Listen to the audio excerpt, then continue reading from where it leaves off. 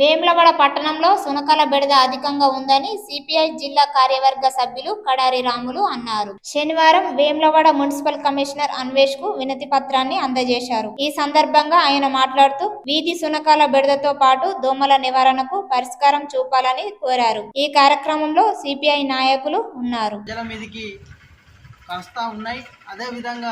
ఎక్కడైనా కూడా ఏదన్నా ఇలా గొర్రెలు కానీ మేకలు కానీ ఎగురునా కూడా పడతా ఉన్నాయి. గతంలో కూడా మేము గత సంవత్సరం కింద కూడా లెటర్ పెట్టడం జరిగింది. ప్రధానంగా కుక్కలను అనేది వీధి కుక్కలను వెంటనే తొలగించి ఇవాళ ప్రజలకు ఇబ్బందులు జరగకుండా చూడాలనేది కోరుతా ఉన్నాం. అదేవిధంగా ఇలా వానలు పడతా ఉన్నాయి, వర్షాకాలం ఉన్నది, సీజనల్ వ్యాధులు ఇలా ప్రజలకు జరుగుతాయని చెప్పడం జరుగుతూ ఉంది. ప్రధానంగా చూస్తే గోడెలలో నీళ్లుంటే పారవేయడం జరుగుతూ ఉంది.